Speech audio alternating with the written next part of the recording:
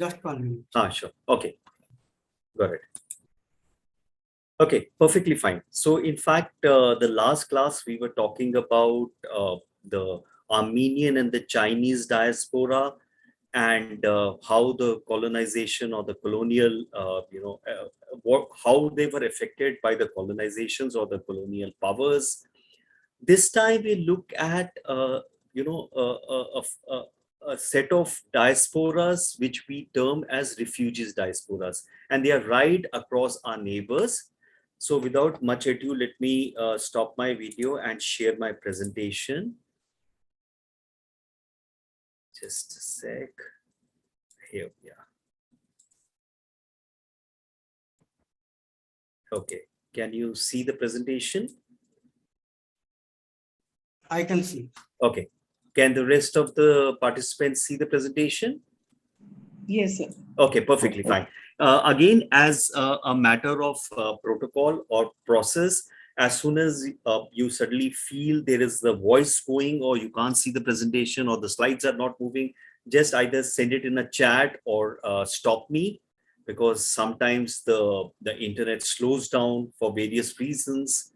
And at that moment, I really, and a very interesting thing which happens is that, today when we do this whole lot of discourse on digital, and then suddenly, the technology is not available, and you wonder how things are happening. For example, Manipur, almost 2 months, the internet is not available. So that also goes along. So today we are talking about Tibetan, Sri Lankan, Bangladeshi, and Afghanis diaspora. I would also want, as we are going along, if you can open up a separate window on Google and see how did Tibetan, what is the Tibetan history? How did the nation come about? For example, Sri Lanka was Ceylon earlier. It was 48 that Sri Lanka, Ceylon got independent. It was only in 72 when the name changed. How did Bangladesh? Most of us in normatively know how Bangladesh was created. It was much later in the 70s. What is the history of Afghanistan? A little bit about of history does get you some context into what you are talking about. And again, as I said, and I think I will keep repeating this, the story of human being is the story of movement, the story of migration. And again, when we look at history and we look at various things, remember, history is divergent. It is a point of view from you can read history from various points of view. And as academics and scholars, when we look at theory, we typically step back a couple of steps and then try and understand how things are or why things are the way they are. If we do not, and very important for scholars and academicians, or when you're reading theory, to step back, because if you do not, then inevitably one as a student is not able, or as a scholar or an academician is not able to understand and gets involved in the immediate. So so let's see how this works about. Let's look at the objectives.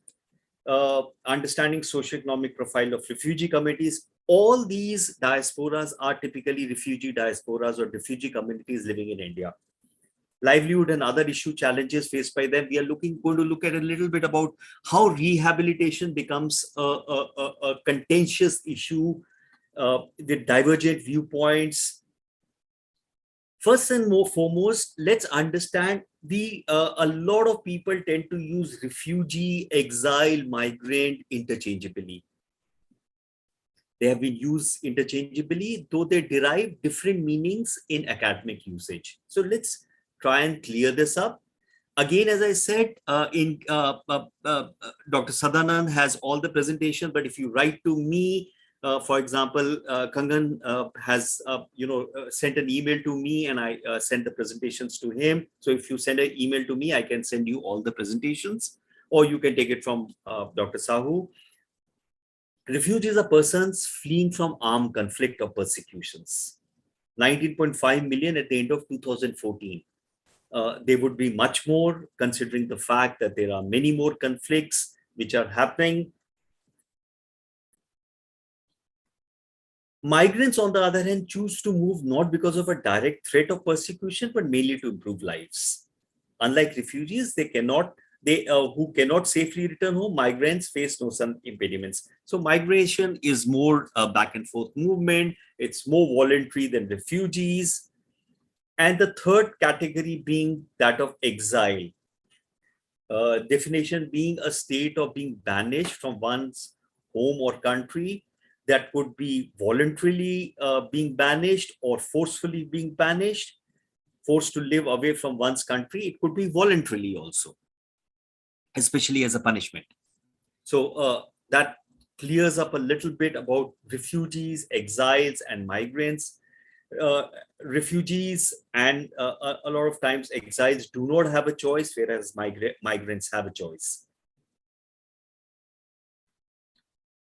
Again, as a background, India is neither a party to the 1951 Convention on Refugees nor the 1967 Protocol. In fact, it was only in 2006 that a bill came about which talked about refugees but never became an act. In fact, from 2008, as we see later, 2008, there was a committee which was set up to discuss, but didn't lead to anywhere. So in the absence of any specific refugee legislation, Indian government adopts an ad hoc approach. And this ad hoc is based on geopolitical, is based on national politics, and so on and so forth. Mainly by political and administrative decisions rather than by a codified model of conduct. The good part about codified model of conduct is that the state gets bound to do a certain thing. In an ad hoc, then it's dictated by the politics of the day. So, whatever point of view one looks at it, that's the way it works. So ad hoc means all refugees do not get the same treatment based on geopolitical and political considerations. Those entering the country without a visa are treated as illegal immigrants. And that's why a lot of times the news headlines about illegal immigrants. Typically, there is a point of view which says that how can any immigrant be illegal? But, that's how it is defined, that a country entering the country without a visa is treated as an illegal immigrant under the Foreigners Act 46. The Foreigners Act has also been amended, I think in 2008 or something, or the Indian Passport Act. So under these acts, then a migrant is termed as illegal if the one does not have a visa.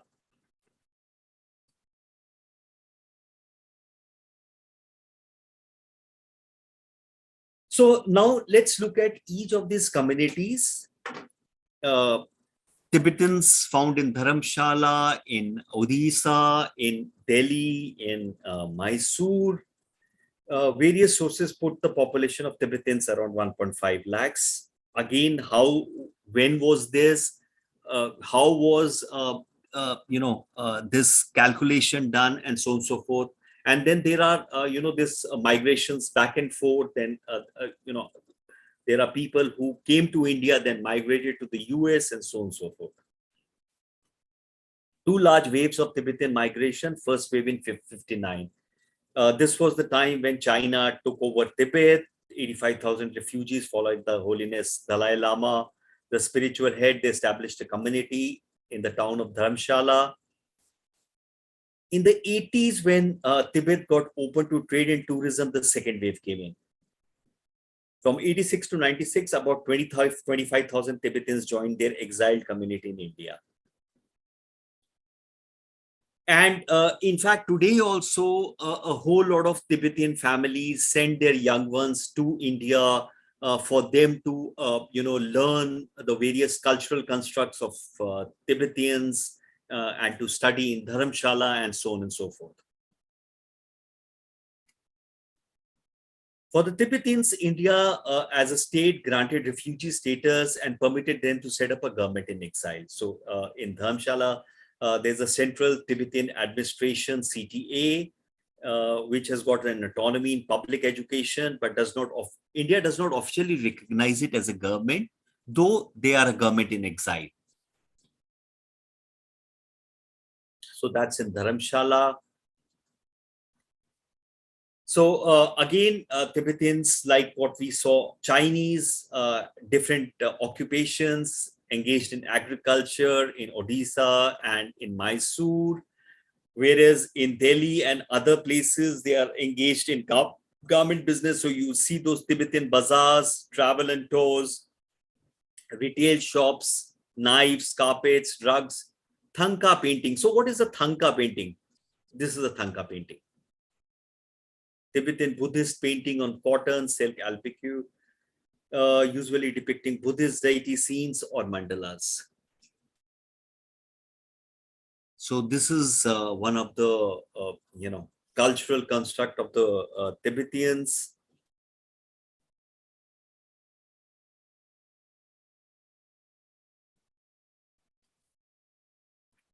GOI, the Government of India formalized the Tibetan rehabilitation policy in 2014.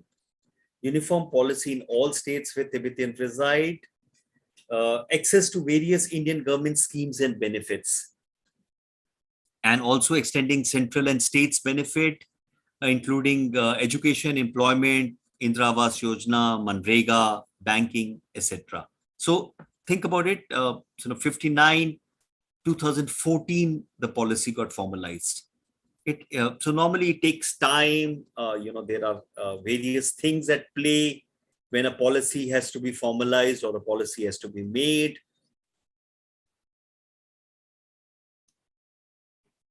So that was Tibetan. Let's look at the Sri Lankan scenario. In fact, if you just open up Google and look at how Tibet came about, just have a read as to how Tibet got formed, what was the history of Tibet.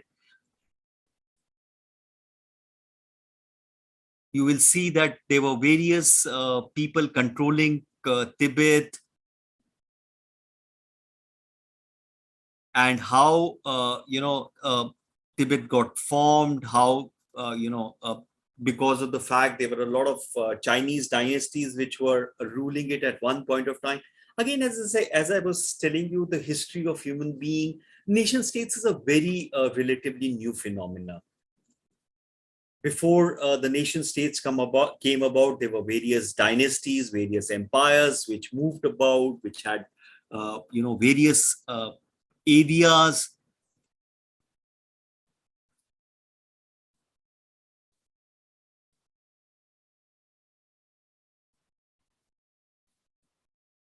So Sri Lanka was actually Ceylon. Ceylon got its independence. It was initially a Portuguese colony, which was handed over to the Dutch. From the Dutch, it came to the British. British were ruling it, and Ceylon got its independence in 48. In fact, Ceylon comes from Serendipity. If you look at it, the word serendipity comes from that. So serendipity, which was a Persian Arabic word. That's how the Ceylon came about. The Sri Lanka name change from Ceylon in 72, I think. Barely 30 miles off the coast of Tamil Nadu. Strong historic. In fact, there was a kingdom in the south which was ruling Sri Lanka before the Dutch. During the 19th and the 20th century, Tamils from Jaffna migrated and settled in India for various reasons, such as education. Considering the fact that British was a large colonizing power, people were moving around in that spectrum for various reasons. Refugees from Sri Lanka largely arrived in India in three waves: 64, 83, and 2009. In fact, the Sri Lankan problem started with the independence when the Sri Lanka passed what was called the Ceylon, bill on citizenship. And if you see the nation states and the concept of citizenship brought in some new set of issues which were not there before these nation states came about. So 48, and in fact, the Sri Lankan civil war was from 83 to 2009. At one point, Tamil Nadu had about 2 lakhs refugees. Government of Tamil Nadu has given all benefits in terms of welfare schemes to refugees, saying for registered Sri Lankan. In fact, interestingly, there is a lot. There are Sinhalese, diaspora in India too. It's not just Tamil, but Sinhalese also, a very small number of Sinhalese, but nevertheless there. So the government of Tamil Nadu provides all these things. In spite of this, the interesting part happens. I was reading this story in one of the news outlet where in spite of providing all this facility and education till class 12, this girl student wanted to go to the States for higher studies. Now, because she's a refugee, and the fact is she does not, and India is not a signatory to the convention or the protocol. Now, who is going to say that this Sri Lankan girl, Tamil girl, is their citizen or what? What is the status of this girl? So, because she was in India as a refugee, she could not, take up this higher education in the US because the papers were incomplete. So there are these unique things which happen in the absence of all these, issues. And in fact, the Sri Lankan Tamils are also broadly classified as Jaffna Tamils, the Eastern Tamils, the Colombo Tamils, and the Plantation Tamils. So no particular community is uniformly classified. We have seen that in the Indian NRI community. We have seen the Indians in the US, Indians in Europe, Indians otherwise, and similarly is with all communities. Last and bottom of the pile being the Plantation Tamils or the Indian Tamils, whose forefathers were Tamils brought from Tamil Nadu by the Britishers to work in the plantations. So again, there's a hierarchy in spite of the fact that they come from a common stock. The Plantation Tamils were forced into India because of the Ceylon Citizenship Act of 42 was the starting of the Sri Lankan problem. Because according to the 48 Act, citizenship in independent Ceylon, a person born after 48 can only be a citizen if the person's father already a citizen of Ceylon. Now, inevitably, because of various migrations, because of colonization, because of various movements, and especially for Sri Lankan Tamils, that became an issue, which is what subsequently led to a civil war and so on and so forth.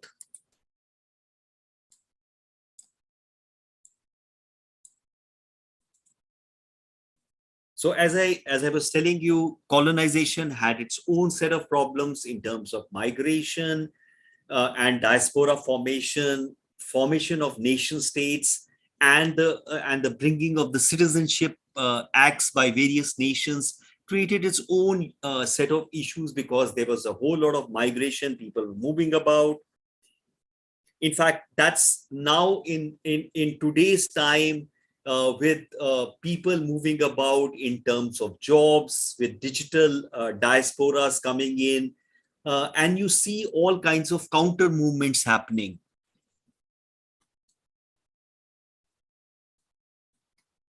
So this was a news item again, as I picked up, feature story on Sri Lankan refugees. Indian government provided them with Aadhaar cards who have spent 182 days. Now, again, if you look at this story vis-a-vis the Aadhaar cards which have been given to Indian citizens, and Aadhaar was brought in as an identity. Initially, Aadhaar as a concept was proposed in border states.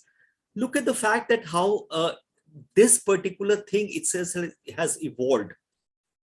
So we have been given Aadhaar cards like other Indian citizens, but our status as refugees is mentioned. So now, does this Aadhaar card enable a refugee to open a bank account, create a passport? Does he or she becomes an Indian citizen? How does this work out?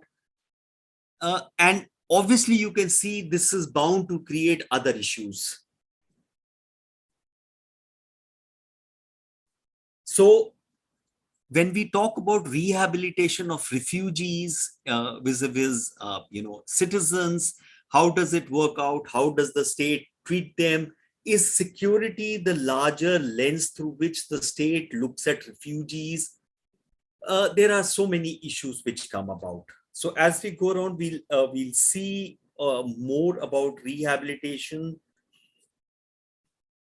India is engaged in now. What India is also doing is implementation of multiple development assistance projects in Sri Lanka.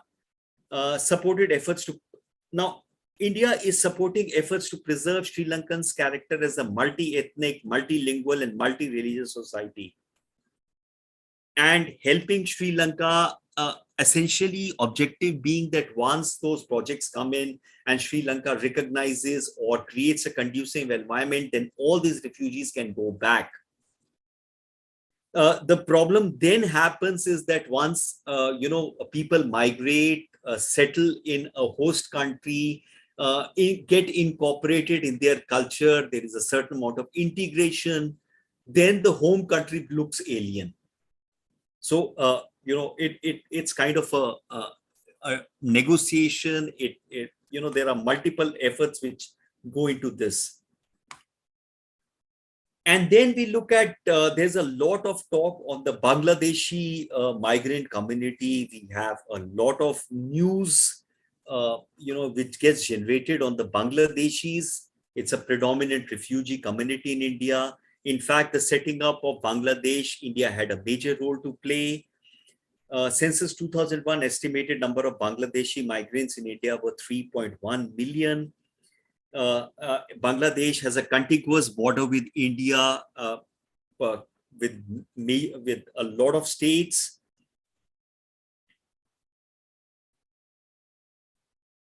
So during Bangladesh Liberation War 71, the Indo-Bangladesh, in fact, one of the reasons, as they say, that why the war came about was the fact there was this genocide happening in Bangladesh. Bangladesh initially was East Pakistan when the partition happened. But however, that also becomes an interesting thing. When partition happened, Punjab was split up into West Punjab and East Punjab, and Bengal was split into East Bengal and West Bengal.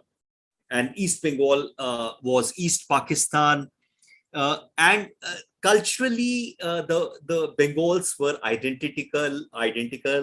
Culturally, both Punjabs were identical. To Bengalis to move there and find safe shelter in India, the state governments of West Bengal, Assam, Meghalaya, Tripura had established refugee camps. In 71, and million Bangladeshis. In fact, it was a very difficult time from India because so many refugees suddenly descended on India. India needed help internationally because to take care of so many refugees was a very difficult task. And then subsequently a war happened.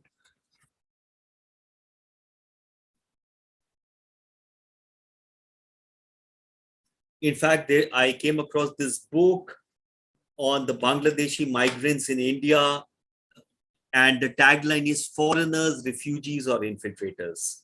It's an Oxford publication by Rizwana Shamshad. And in fact, in this book, Rizwan is talking about post-71. 71 migrants from Bangladesh in India can be divided into two main groups: the Hindu Bangladeshis, the Muslim Bangladeshis. Persecution, economic needs. And in Muslim Bangladeshis, there are three categories: one who have settled in Muslim majority areas, daily laborers, and those who settled in Kolkata, Delhi, and other Indian cities. So in the absence of policy, what typically happens is then, ad hocism typically is not able to answer a lot of complicated questions. a policy is much suited. That is why governments or states formulate policies. However, we have somehow not been able to get one. So Rizwan is talking about how these is categorized. Then these leads. Uh, just a sec, guys.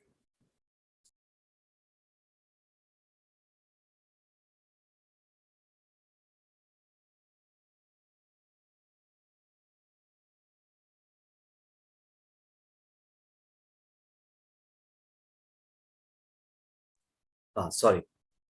So, and these lead to other consequences. For example, the Assam movement was a consequence of a lot of Bangladeshi migrants coming out there anxious about losing identity. And remember, we talked about in whole diaspora studies, we would talk about identity being a core issue. Then there are identity politics. Then there is, a citizen versus migrant. Assam's nationalist party, the Assam Gana Parishad, and the main separatist group, the Alpha, were the two major outcomes of this movement. And these, so when we look at, for example, Northeast, and today, if we read about Manipur, there are, we need to understand that borders are, on a map, we could see a line, but when we go in the real world, borders are, much different. You cannot draw a line. People move about. How do you treat those people? And then, for example, today Myanmar is in a political, upturn. Then, communities have over history, communities have formed. How do communities react with each other? How do they negotiate? So there are many issues which come about. So this was a news item in 16 December 2020, which says more illegal Bangladeshi migrants leaving India than entering since 2017. In fact, the interesting part is today, the GDP growth of Bangladesh happens to be higher than the India's GDP growth. It's a very interesting thing which is happening.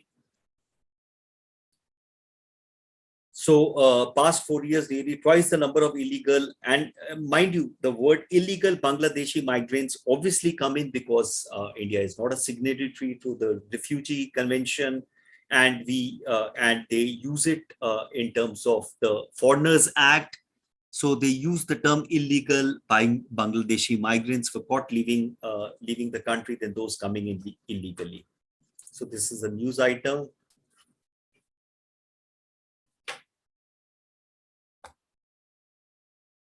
So let's move from the east to the west. Afghanistan, again, if you look at the Afghanistan as a nation, Afghanistan as a modern nation typically was attributed to Dost Muhammad.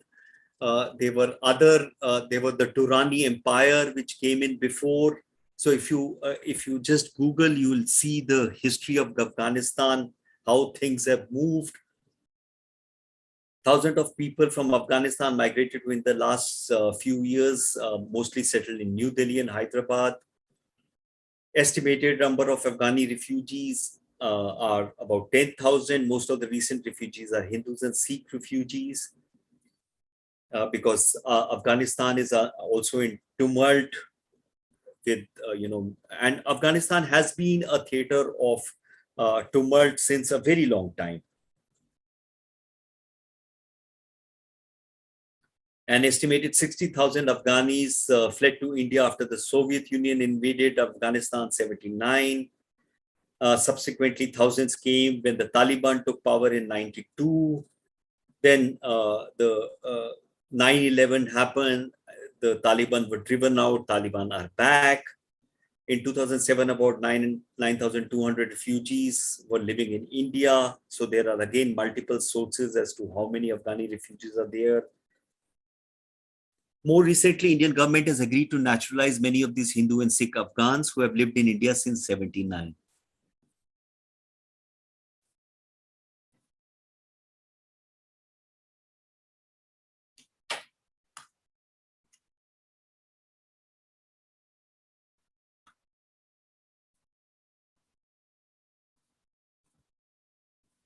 The Indian government has issued to most Afghani refugees with valid residence permits, affords them a degree of legal protection.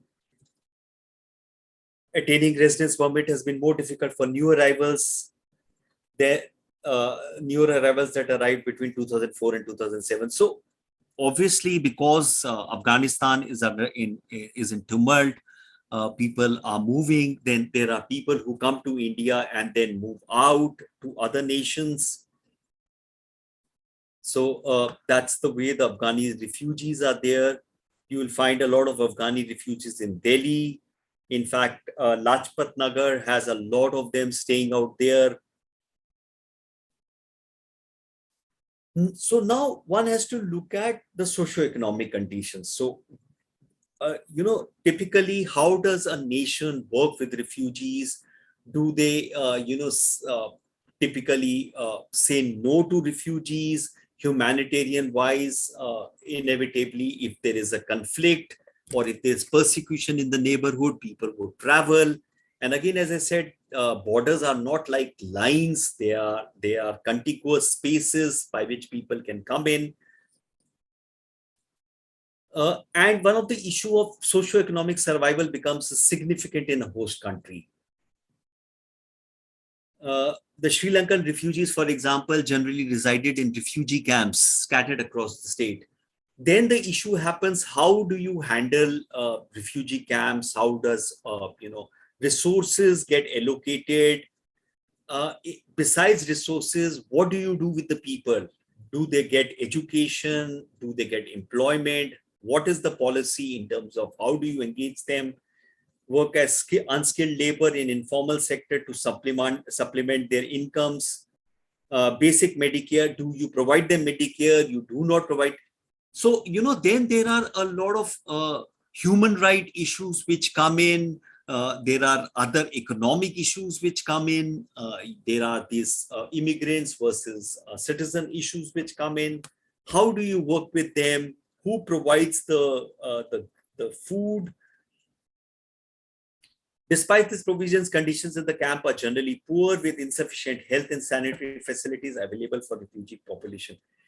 We need to understand India itself is a huge country, has got a huge population. Always resources are limited, and that's why because resources being limited, the citizen versus immigrant conflict then heightens up. Then identity politics comes into the picture, and so on and so forth. So, for example, this is from a New India Express. This picture has been taken in 2019. This is before COVID. This is a Sri Lankan refugee colony in Tamil Nadu. So, if you look at a quick glance of the picture, there is a thing which becomes very apparent, that the water facility is not there. So you will see somebody ferrying water cans. There are water jerry cans outside. There is a big tanker out there. There are open drains. There definitely seems to be a makeshift toilets which are made out there. So obviously, with human beings, with human settlements, water and sanitation becomes an issue. Medicines, education. There is this child with some, with books or notebooks walking. So obviously, some education must be happening.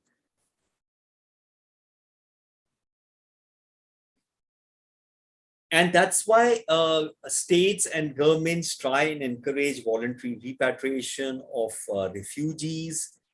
But in case where the home country continues to be in tumult, where the conditions are not, for example, today, even if India wants Afghani refugees to be repatriated, the conditions in Afghanistan are just not there for repatriation. Government of India has emphasized that a conducive environment should be created for Sri Lankan refugees. Extended, and now you've seen Sri Lanka going into another economic, tumult.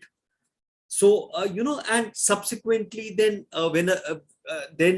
it so happens that when you migrate, you settle down in a particular area, you start integrating with the local culture, and then going back is again a second migration. A lot of people resist that, so that becomes an issue.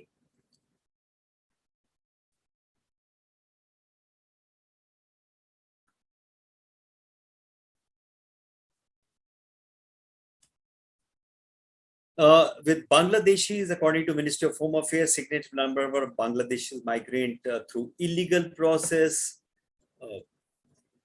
December 2001, estimated 12 million illegal migrants resided in India. Generally find work in informal sector on cheap wages, work as domestic helper, construction labor. Inevitably, we need to understand people do move based on economics. Besides persecution, a lot of movement of people. So, for example, Indians are traveling abroad. There was a recent news item about these Gujarati migrants who were, illegally crossing into the US. The Gujarati family who, got stuck in the snow and died. So obviously, people migrate looking at better socio-economic position. The government official sources reveal that they hide their original identity, which is normally how people work, hide original identity, change names, and stay in a host country for earning money. Economy becomes a very important criteria for migration.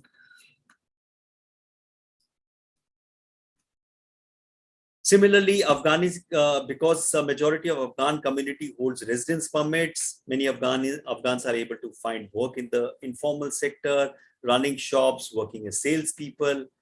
There are obviously some prosperous Afghan refugees. A large number of them live in poverty, shared crime, and inevitably then it becomes a cyclic process. You are marginalized, then you become further marginalized. Poverty goes hand in hand with marginalization. Receive some support from their community and from various welfare societies like Khalsa Diwan Society and Gurdwaras. This would be typically the Sikh community, and we tend to forget that there is a minority Sikh community in Afghanistan, a minority Sikh community in Pakistan. So that's about Afghans coming to India.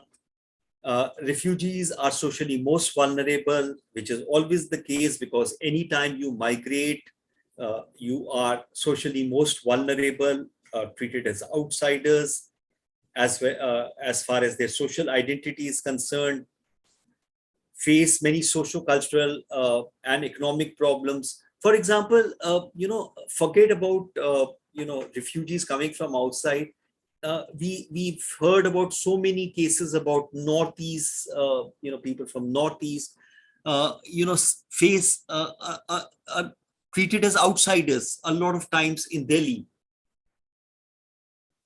Because again, there is a certain amount of identity we are not able to understand. There are multiple identities, there are multiple cultures, and in fact, lack of refugee status, lack of housing facilities, education, formal employment, identities issues.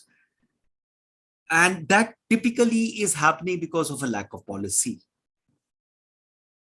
They remain socio-economically backward, resulting in poverty. And then it becomes a cyclic process. So you are economically backward, there is poverty, leads to marginalization. Once it leads to marginalization, you are not able to get out economically, you are not able to contribute as you can. And this typically refugees face a lot. And then there is no regulatory framework for protection of refugees and exiled communities in India. And that is again because of a lack of act. The government has not enacted any laws or regulation relating to the status of asylum seekers. Those persons are governed by the Foreigners Act of 46. Again, as I keep telling you, we have not to look at all these things as right or wrong or good or bad. This is just how it is. And there are many issues which come about in terms of making a policy or making a regulatory framework. So, for example, the South Asian Human Rights Documentation Centers although the Extradition Act of 62 provides some protection, so there is an Extradition Act to refugees facing extradition. This does not provide real safeguards for the majority of refugees in India, and there are refugees whose removal falls into the category of expulsion rather than extradition. So do we look at refugees from the human rights angle? Do we look at it from the citizen angle? Do we look at it from the security lens? And more often than not, it's not just India. We look at the world. A large part of the world has started looking at migrants from the security lens.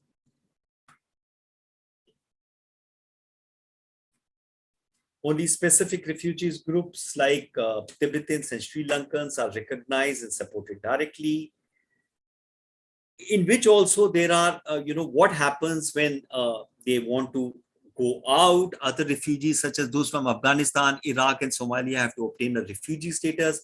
Now, refugee status is determined from UNHCR, United Nations High Commission on Refugees. For this purpose, they must travel to the UNHCR office in New Delhi, assesses whether they fall under the definition of refugee. So there's a UN body which looks at refugees.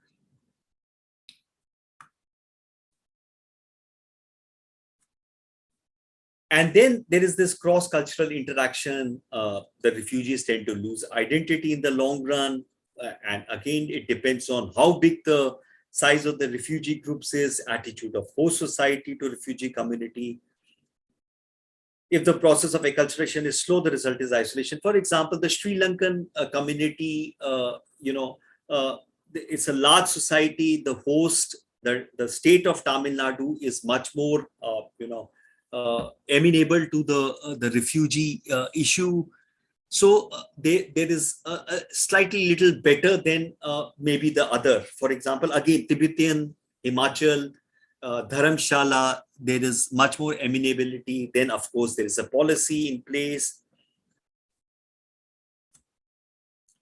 And then, of course, there are the challenges of rehabilitation. So the Refugees and Asylum Seeker Protection Bill 2006 never got into an act. Since 2008, the Refugee Bill has been consideration by an interministerial committee, including NHRC. In fact, I was reading this bill, 2006 bill. It had all the necessary, human rights things like a refugee is entitled to education, to water and sanitation, to respect and to certain opportunities, a certain amount of legal safeguards.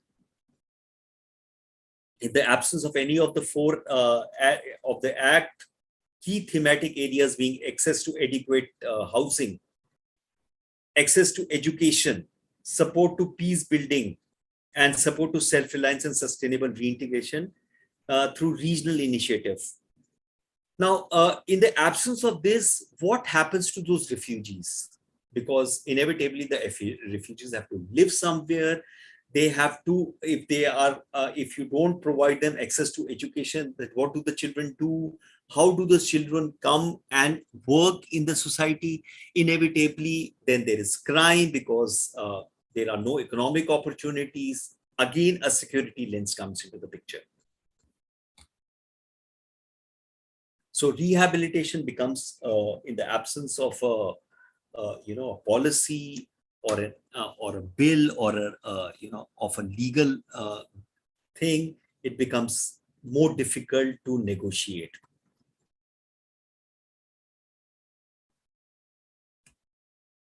Refugees are typically looked at from a security, and it's not about India.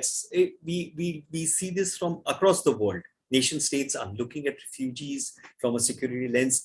We just heard about how Britain was looking at sending the refugees to Rwanda, which just got defeated in the House of Lords. So all nations, and think about the fact that Britain, for all the mess as a word, if we use, which happened during colonization, where there was a large population which was indentured, moved about, is now grappling with the refugee issue. UNHCR 2011 observed that when refugees have access to land, labor markets, livelihood opportunity, enjoy freedom of movement, they can have positive economic impact by creating jobs, service facilities, or contributing to agriculture production and local economy. Now that's where the nation, the identity politics and the politics of citizen versus refugee comes in. How does it work about? So, for example, as we looked at the Assam agitation, where the Assamese started getting threatened with the influx of Bangladeshi refugees into Assam, they started getting, they felt they were being swamped by the refugees who will take over their lands and their jobs. Then there are other considerations which come into picture.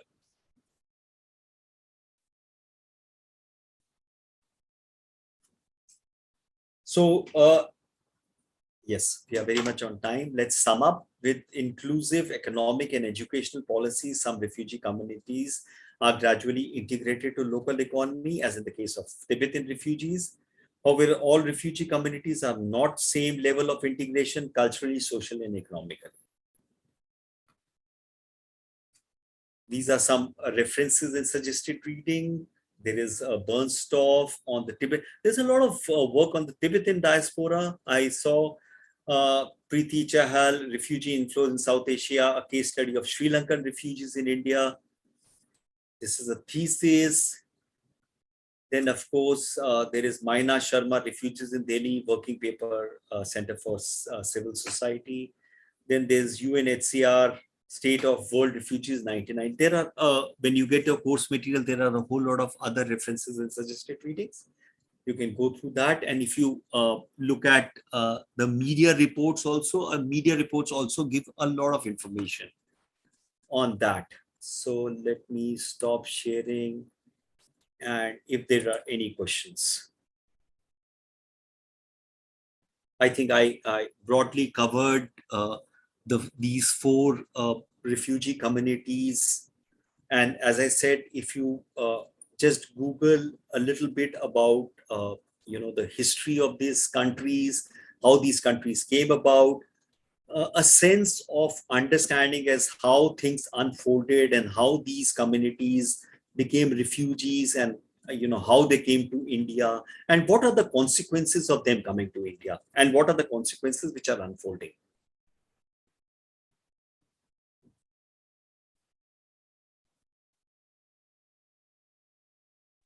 Any questions? Abhay, any questions? Yeah. I hope I didn't go too fast. No, sir. I think it was absolutely bang on, the topics which you were talking. So what I would also like to understand is, in the changing scenario, as you mentioned, there are new aspirations coming in from the refugees who are already in the country. How do the host the country itself, not the host country, but the origin country, responds to it? Are they willing to take them back, or what legal status do these people have if they want to go back to their own country? See, so if you look at it, each country or each community faces a different issue in their home country. So, for example, let's look at Tibet. Now, the Tibetans who fled Tibet, China does not recognize Tibet. It looks at Tibet as an autonomous area of China, whereas the government in exile looks at Tibet as an independent nation. So the chances of resolving this can only happen when all parties, including China, including the Tibetans, India, or the global community, sits down and resolves it. So it does not seem to be resolving. So in the absence of resolving, there's a status quo. In the absence of a status quo, either you create a policy in the host country or everything works ad hoc. Similarly, if you look at Sri Lanka, now Sri Lankans, what would they do? There is still a certain amount of disquiet in terms of the Tamil, issue. There are Tamilians in Sri Lanka. Is the conditions conducive enough for these Sri Lankans to go back, not only in terms of life and limb, but also in terms of opportunities? And when a migrant feels that a host country is giving them more opportunities than the home country, why would the migrant go back?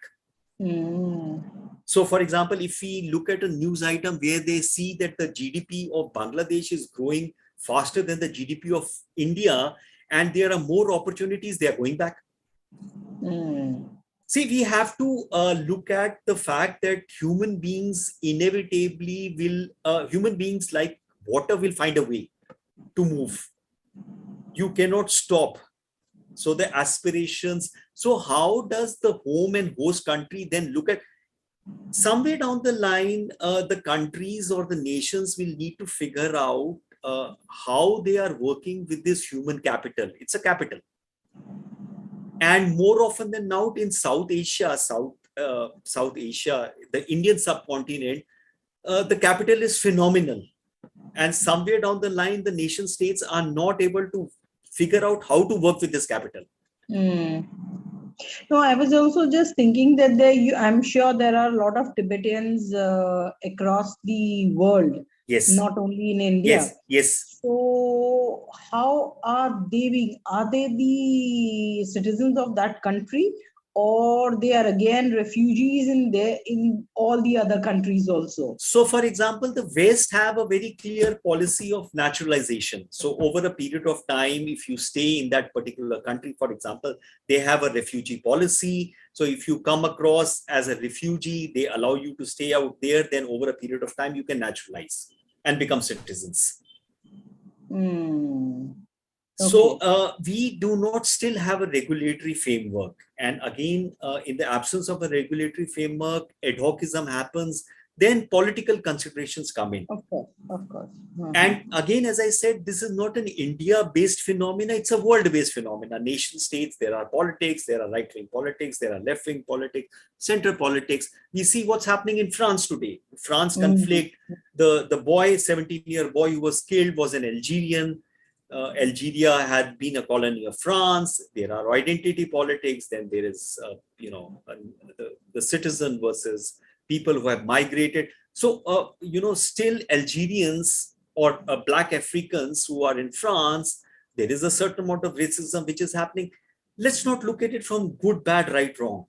That is what is happening. So obviously these politics will happen, these identity conflicts will happen, nations will have to figure out how to, and the nations which are able to handle them well or create regulatory frameworks or something are able to, work out, are able to utilize this capital. After all, it's a capital. Yeah, absolutely right, sir.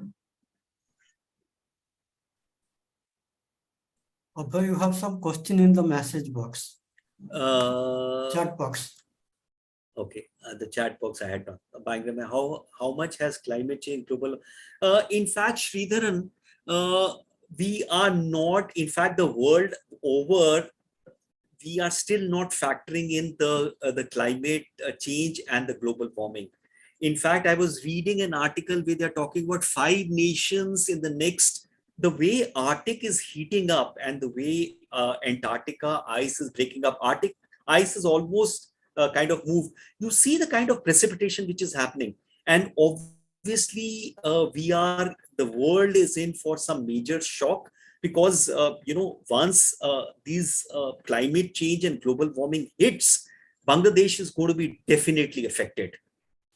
India coastline is going to be affected, and once these countries are going to get affected, how much of if you see your mainstream media, how much of these kind of talks are happening? See, inevitably, unless scholars or academicians or intellectuals talk about this, there are points of views and there has to be major negotiation which needs to work out. What happens if tomorrow, this thing happens when the coastlines get eroded, people move further inwards. How does it happen? So Sridharan, it is happening. It is already happening. Migrations are happening.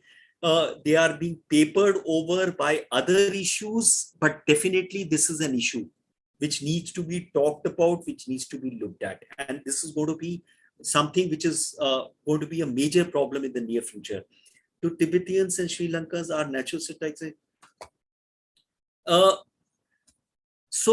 Indian government is giving some amount of naturalization to, for example, Afghans who have been out here have been given naturalization.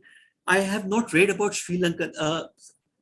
Sada, has Sri Lankans been given any Sri Lankans, I'm not very sure, but even Tibetan, they don't like to be natural citizens because they're getting more privilege as a refugee. So, so there are other considerations which come about. Once, yes. And I think also there might be possibility that because if Tibetans start getting citizenship of India, then the whole Tibetan cause might go. Maybe. So you also have to look at, again, as I said, identity, how the identity works, and the politics associated with identity also needs to be factored in. So as of now, only Afghani refugees have been, especially from 79, have been naturalized. Not all, because at some point, I think the refugees also, are looking at the fact that a lot of these refugees then look at India as a launch pad and then go to the West. So, for example, Tibetans, there are a lot of Tibetans who are now, you will see, on the West Coast in the US. That was Jaya's question.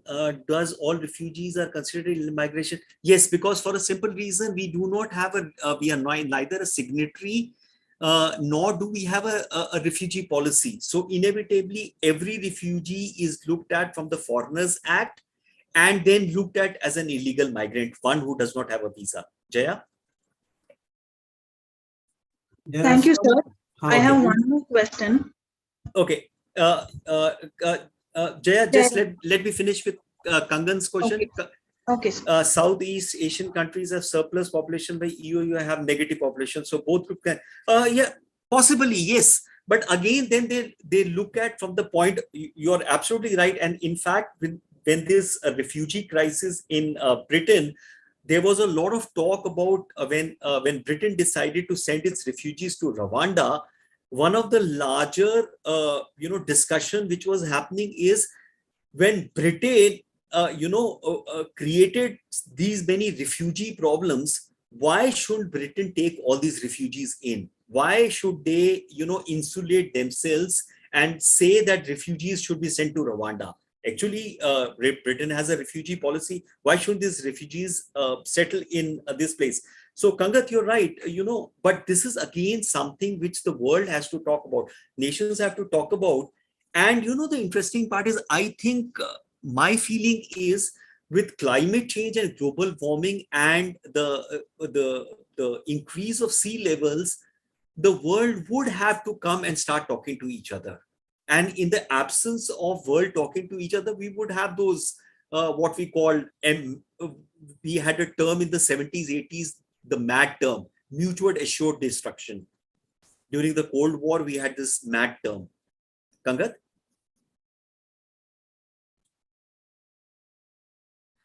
So, Veera, refugees inevitably, asylum seekers are refugees. So any person who's politically persecuted or, persecuted because of their culture, because of their religion, because of their identity, are refugees. And when these refugees then typically seek asylum in a host country based on, for example, today, Julian Assange is seeking asylum in another country, or Snowden is seeking asylum, in spite of the fact he's an American. He's seeking asylum in Russia or any other country because he's being persecuted. So refugees are general people who are persecuted in a home country. When they go and they typically, asylum seeking is a legal term whereby they say, because we are being persecuted, give us an asylum out here and we would like to stay out here. Veera? Okay, sir. That means they are asking legal rights or legal protection. That's right. They are asking legal protection. Jaya, you wanted... Sorry, Veera, tell me. Okay, sir. I have another question. Can I ask her after? Let Jaya finish the question. Yes, Okay. Jaya. Sir, we have internally displaced people, right? Correct. Even they are considered to be refugees, or the term refugee is only for those who cross the national borders? Term refugees is typically for one who cross national borders, though refugees now is a term when you're taking refuge from outside your home, it's a refugee. English term refugee is when you're taking refuge. Okay, sir. Thank you. Yes, Veera. Hi, sir. As per this class, I have one question, sir. What are the possible reasons why India not able to create proper migration policy like any Western countries? Is Veera, Veera, possibly, I guess the political considerations take over. Policy requires some amount of political will. See, for example, a lot of things require a lot of political will. And political will also requires a lot of discussions. And because there are divergent viewpoints, the leadership then has to look at how to reconcile. See, at the end of the day, politics is the art of impossible. So you're looking at divergent viewpoints. At the same time, the leadership requires one to take a decision based on available information in the... So for example, look at let me give you an alternate example. We are looking at digital as a technology, and we have been pushing digital as a technology, and obviously digital technology has a lot of benefits vis-a-vis the analog or the usual technology. However, digital technology has a lot of disadvantages, considering the fact that it impinges on the privacy. The Indian state is taking a lot of time to be able to come out with a digital privacy bill. Now they're talking again of a draft. See, somewhere down the line, and things are changing very fast. So maybe possibly you need some amount of political will, you need divergent viewpoints, you need to integrate those viewpoints, and democracy is a challenge that way. Veera? Okay, sir. I am thinking, okay. I have another question, sir. In Tamil Nadu, as per today's class, Tamil Nadu government is giving proper facilities or rehabilitation to Sri Lankan refugees. Tibetans, that means India has given to little bit of facilities to Tibetan refugees. Who is the responsible person, state government or central government? So for Tibetans, now the Indian government has formulated a policy in 2014. So once the government of India has formulated a policy, all state governments are supposed to follow suit. Okay. It's a common policy. Whereas for the rest of the refugees, it depends on too much of an ad hocism. In this ad hocism approach, I think local or state political parties' influence is very high. Correct. Absolutely. That would always happen because it affects the local politics. See, we need to understand the fact politics plays a very important part. And that's what, we were talking just before the start of the class. Politics is a very important part and we need to understand it. And again, as a scholar and an academician, one needs to also factor in the politics which come into play and understand it. Yeah. Okay. Okay. Wonderful. So we have already overshot the mark by 9 minutes, but however, wish you a very happy weekend. Dr. Sahu, you want to say something? No, nothing much. Let's conclude now. Okay. policy lags behind issue. For example, Kangat, that's because of the fact that things change very fast unless you have specifically policy groups. So, for example, the West, the institutions, the universities, the think tanks, they simultaneously work together, which somehow we are not able to steadily integrate with the government and other private and other industries, and that's why there is a lag.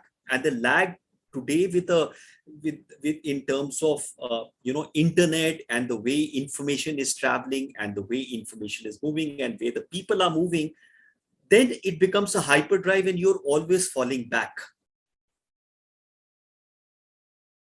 So have a nice weekend and see you whenever we meet next.